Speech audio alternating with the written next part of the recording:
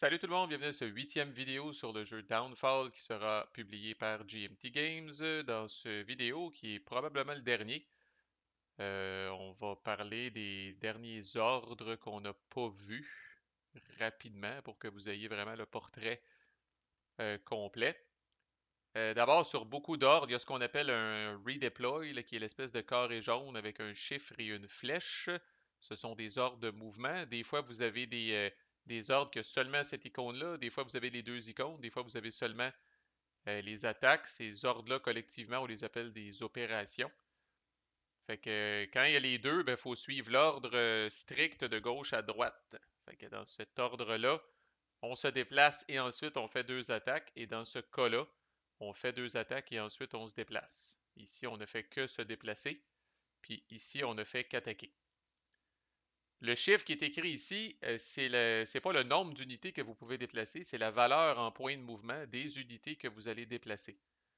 Alors, quand on se déplace, là, c'est pas pour rien que ça s'appelle un redeploy, là. On se déplace en crise, là. Fait que dans ce cas-là, ici, là, toutes les unités, ça c'est à peu près toutes les unités du jeu, là, on va vous dire, là, parce que il y a les icônes empilées pour l'infanterie, il y a les icônes empilées pour les armored units, et puis ça ici, là, c'est les espèces de forteresses, là, les unités d'infanterie de forteresse là, qui sont ici, là, qui à leur endos peuvent devenir des forteresses, dans le fond. Donc, tous ces types d'unités-là ont 4 points de mouvement et peuvent se déplacer. Fait que vous allez en bouger des unités en asti, là. Maintenant, au niveau des mouvements, tout est résumé ici. Je vais me mettre comme ça, là. Tout est résumé ici. Évidemment, on est à l'échelle stratégique. Fait que là, vous n'allez pas avoir là, tu sais, là, un tiers de points de mouvement, puis une demi de points de mouvement, là, puis des règles de mouvement hyper complexes. Là, on est très très haut dans les airs. Fait qu'essentiellement, là, tout est résumé ici. Dès que vous suivez un chemin de fer, ça vous coûte un point de mouvement, peu importe la météo, peu importe le terrain. Ensuite de ça, du terrain clear comme celui-là, c'est un point de mouvement. Colline, forêt, montagne et marécage, c'est deux points de mouvement. Si jamais vous devez traverser là, soit une rivière, euh, un strait, là, qui est comme la traduction m'échappe là, un canal, là, ou en tout cas, la traduction m'échappe en français. Bref, ça vous coûte plus un de points de mouvement. Fait que, tu sais, si par exemple, cette unité-là ici, soviétique, décide d'aller ici, ben, elle s'en va dans du clear, c'est un point de mouvement. Par contre, elle traverse une rivière sans passer par un chemin de fer, fait que ça va lui coûter un point de mouvement de plus. Donc, c'est deux points de mouvement au total pour aller ici, là. Lors de certaines météos, les montagnes et les marécages peuvent devenir ce qu'on appelle des terrains difficiles. Puis les terrains difficiles, ça, c'est un hexagone maximum pour sortir de ce terrain-là ou pour entrer dans ce terrain-là, là. Puis c'est pas mal ça, là. L'autre chose très importante quand on parle de mouvement, qui est important de parler, c'est évidemment les fameuses zones de contrôle. Fait que ma fameuse unité soviète qui est ici, dès qu'elle move ici, elle doit s'arrêter parce qu'elle entre dans la zone de contrôle d'une unité allemande. Puis le jeu innove, là, je dirais, là, par rapport à ce qu'on appelle le mouvement de ZOC à ZOC. Fait que l'unité allemande qui est ici, non seulement projette une zone de contrôle là, dans les 6 hexagones qui l'entourent, mais aussi le long des lignes ici, euh, qui, là, dans le fond, là, imaginez là, que les lignes s'étendent à partir de son hexagone à elle, là. Elle projette aussi une espèce de zone de contrôle là. Essentiellement, ce que ça veut dire, c'est que cette unité-là ne peut pas se déplacer d'ici à là. Il y a des jeux qui vont régler ça assez rapidement, qui vont dire quand vous êtes dans une ZOC, vous ne pouvez pas vous déplacer dans une autre ZOC. Puis ça règle le cas. Mais dans ce jeu-là, on est un petit peu plus subtil que ça. Là, on dit que la ZOC se prolonge le long de sa ligne-là, puis qu'on ne peut pas traverser une ligne comme ça qui se trouve dans une ZOC. Ceci dit, il n'y a rien qui empêche cette unité-là de faire un, 2. OK? Mais elle ne peut pas aller directement d'ici à là parce qu'elle traverse une fameuse ligne comme ça. C'est pas mal ça là, pour les trucs de mouvement. À noter que si vous pouvez passer à travers un partisan ennemi, mais si vous le faites, donc pas dans le cas des unités allemandes, par exemple, cette unité-là pourrait s'en venir ici, venir marcher, piétiner le partisan ennemi. Par contre, ça coûte un point d'initiative de faire ça. Alors, le harcèlement, le fait que les Allemands perdent un d'initiative au passage. Évidemment, les partisans peuvent être attaqués, puis quand ils sont attaqués, là, sont un peu dans le trouble, là. Mais sinon, ils peuvent servir de nuisance dans ces cas-là.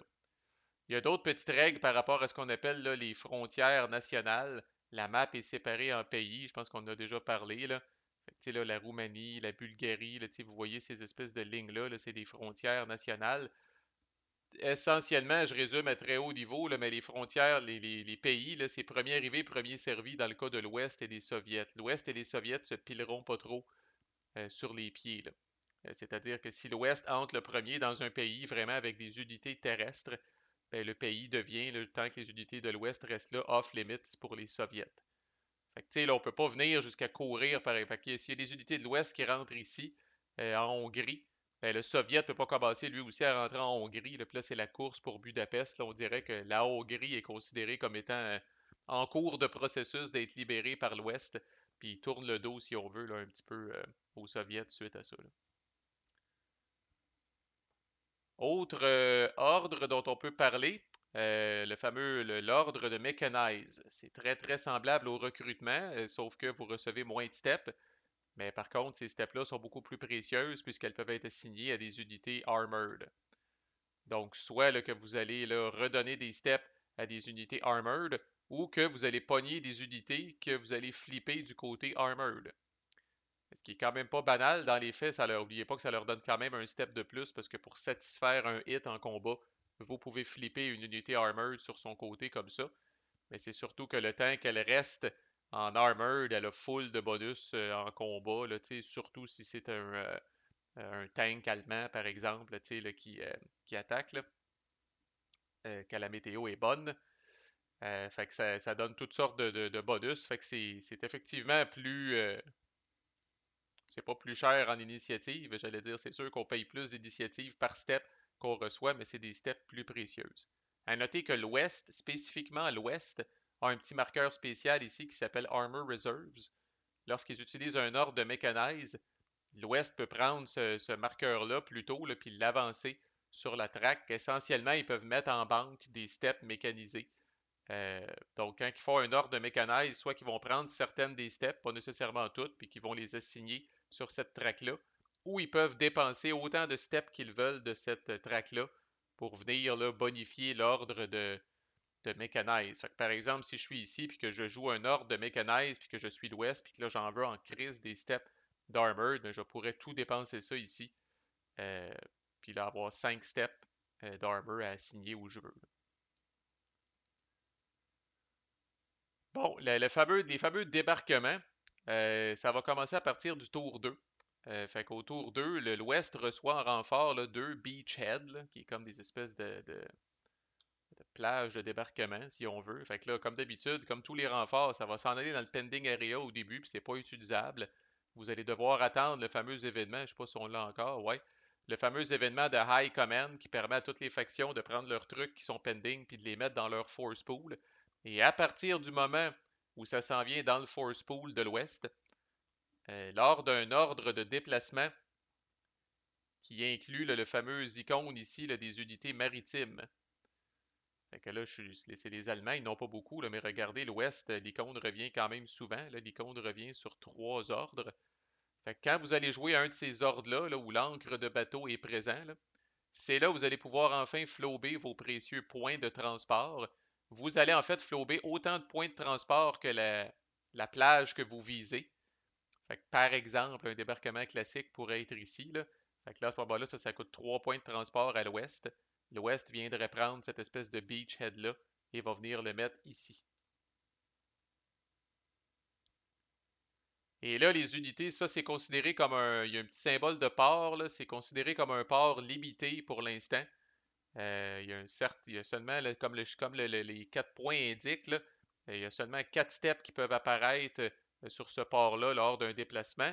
Et c'est un supply limité, c'est une source de supply limitée là, qui n'a que l'équivalent de 4 steps de sandwich, si on veut, pour le supply. Fait que vos unités là, qui vont tracer là pour avoir du supply, là, il peut y avoir que 4 steps d'unité. Fait que, on ne débarque pas là, toute notre armée sur une affaire de même.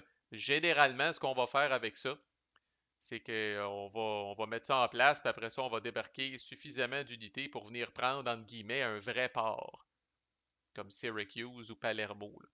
Puis là, à partir du moment où on capture un vrai port, ben là, oui, l'Ouest va pouvoir commencer à tracer là, via les mers, comme d'habitude, avec un nombre potentiellement infini de steps à ravitailler, là. Mais tant que votre seule source de ravitaillement, c'est ça ici, là, sur dans les glacières qu'on a amenées à la plage, là, nous avons que des sandwichs que pour 4 steps, là, qui est généralement suffisant pour venir prendre quelque chose ici là, qui est légèrement défendu si on veut. C'est là où je trouve que, bon, l'Ouest, comme je disais, ça commence lentement, là, mais comme vous voyez, là, il y en a en crise des places où vous pouvez mettre des plages puis débarquer, là. Fait que vous n'êtes pas obligé de suivre l'histoire, ce que l'histoire a fait, là. Puis il y a des plages qui sont fermées au début, là, puis qui vont s'ouvrir via des événements, là, entre autres là, les fameuses plages classiques, là. Fait que, puis éventuellement, vous allez faire un débarquement. Euh, donc ça arrive autour d'eux, que 4 steps maximum qui peuvent débarquer, 4 steps maximum qui peuvent être en supply. Les points de transport, essentiellement, vous commencez avec 2, vous en gagnez un à chaque fois que vous faites de la guerre stratégique. Je pense qu'il y a des événements qui vous en donnent aussi. Pour venir débarquer ici, vous ne pouvez pas traverser, quand vous allez faire un mouvement de port à port, vous ne pouvez pas traverser une frontière de 6 zones. Alors, essentiellement, si j'ai mis mon beachhead ici, là, c'est des unités qui sont là, qui bordent là, un port, qui sont dans un port qui borde la mer Méditerranée centrale, qui vont pouvoir débarquer là.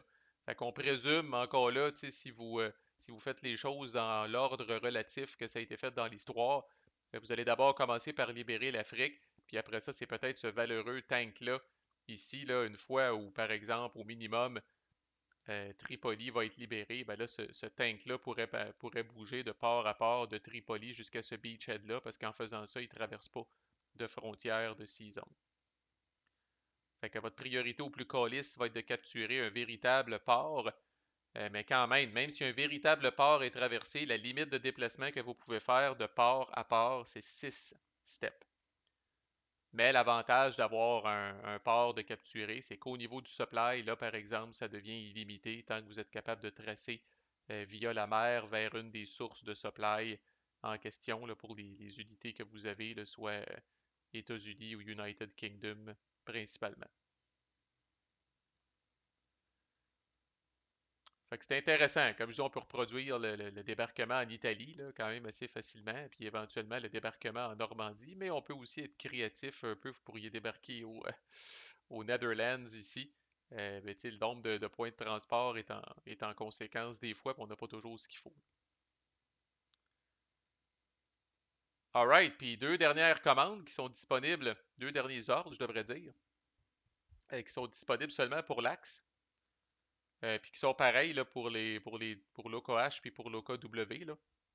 euh, Material shortages puis command failure, fait qu'essentiellement pénurie de matériel puis les problèmes de commandement. Dans les deux cas, c'est assez cheap, ça coûte seulement 2 d'initiative. C'est des marqueurs qui sont recto-verso, fait que c'est premier arrivé, premier servi. Je pense d'ailleurs, oui, qu'on en a un sur notre track en ce moment. À noter que l'OKH commence déjà avec cet ordre-là ici. Alors, on ne peut pas choisir cet ordre-là, à moins que j'aurais pu le choisir avec mon QG, là. Mais sinon, par défaut, là, même si l'ordre est ici, puis même s'il est disponible du côté pâle, je ne peux pas le sélectionner comme OKH parce que le marqueur d'ordre est déjà là. Quand vous prenez ça comme indiqué par le symbole, dans les deux cas de ces ordres-là, l'idée c'est de faire chier ou de ralentir la faction de l'axe adverse. OK? N'oubliez pas notre schizophrénie. Là, si je suis l'Ouest, je contrôle aussi l'OKH. Alors, si je joue un ordre de Material Shortages, l'OKW doit soit défausser une carte de sa main ou payer 3 d'initiative. Et si elle n'a pas de carte en main, elle n'a pas le choix de payer 3 d'initiative. Elle ne peut pas dire ah, j'ai pas de carte en main, mais je décide de défausser. Non, non, si elle n'a pas de carte en main, elle doit absolument payer 3 d'initiative. Fait que vous allez me dire, ouais, ça coûte 2 d'initiative, il faut faire payer 3 d'initiative à l'autre, oui. Euh, mais encore là, dépendamment où l'ordre est situé, dépendamment du timing, ça peut être important et ça peut faire la différence. N'oubliez pas que vous vérifiez la position. Tu sais, imaginez, là, il faut vraiment choisir schizophrène en crise, là, mais OK. Imaginez qu'on est comme ça. Fait qu'imaginez qu'on est comme ça, je suis ça, je suis l'ouest. Anyway, bref, imaginez que là, dans ce cas-là, l'OKW va jouer avant les Soviets, mais imaginez que je fais ça pour une raison X, Y, Z. L'OKW avance de 3, puis là, après ça, ben, les Soviets vont jouer avant l'OKW. Fait que, tu sais, ça peut être important au niveau du timing, au niveau de la track, au niveau de toutes sortes d'affaires. Bref, il y a un moment pour faire ça, là. Puis le command failure, quand vous allez jouer ça, vous allez lancer un dé et encore là, l'autre faction de l'axe va payer le résultat du dé en initiative. Fait que l'autre faction de l'axe va payer entre 1 et 6 d'initiative, dépendamment de votre jet de dé. Puis encore là, ça va vous coûter 2 d'initiative, mais l'autre faction pourrait avancer de 4, 5, 6 d'initiative potentiellement. Puis encore là, c'est pas la question de dire ah ben ça m'a coûté 2, puis l'autre il a juste avancé de 3, ça valait pas la peine. Tout dépend où sont les marqueurs sur cette track-là. Des fois, vous allez fucker l'ordre, puis vous allez faire en sorte qu'une faction qui n'est pas nécessairement à l'axe va pouvoir jouer avant une autre faction. Fait que tu sais, il faut regarder. Je pense que mon but dans ces vidéos-là, -là, c'était de vous démontrer là, que c'est très subtil cette track-là, puis c'est utilisé à différentes sauces. Puis d'être capable de jouer 2 fois de suite, par exemple, ou d'être capable de jouer 3 fois alors que l'autre a joué juste une fois, là, c'est le genre d'affaire que vous devez checker. Je me rappelle plus où était le Soviet, là, mais mettons qu'il était ici, là. N'oubliez pas, en terminant, que là, ce serait au Soviet de jouer. La météo est en arrière d'eux autres, donc avant de jouer, le Soviet lancerait 2 dés et avancerait le marqueur de météo, mettons qu'il a pogné 7, avancerait le marqueur de météo en avant. Puis là, après ça, si le Soviet se retrouve ici, puis que l'Ouest joue, puis il se retrouve ici, ben encore là, la prochaine fois que le Soviet joue, même affaire, puis éventuellement, on va pogner la météo, là, la deuxième météo du tour. Dans le cas du premier tour, ça ne change rien parce qu'on est toujours dans la neige, mais dans le cas des autres tours, des fois, ça peut faire une différence, là. On peut passer de fair à la boue, et ainsi de suite. Fait que voilà, je vous ferai pas une critique officielle parce que, bon, j'ai pas joué de game avec la version finale. J'ai joué des games alors que le prototype était extrêmement mature et extrêmement avancé. Suffisamment pour que je sois très excité à jouer, mais là, le module Vassal n'a pas été mis à jour avec les derniers updates. Fait que ça va prendre un petit peu de temps avant que je puisse me replonger dedans. Moi, c'est sûr et certain que je l'attends de pied ferme. J'attends sa sortie avec impatience. Je pense que ça va être un excellent wargame stratégique à deux sur la Deuxième Guerre mondiale avec beaucoup de mécaniques innovantes. Je pense que ça a apparu dans mes explications, fait que je vais m'en tenir à ça. Alors, ça devrait compléter, à moins d'une demande spéciale, ça devrait compléter notre, notre playlist sur Downfall Conquest of the Third Reich qui s'en vient de la part de GMT. Si vous avez aimé le traitement qui a été fait de ce jeu-là, il y a plein d'autres playlists semblables sur la chaîne. Merci et à plus.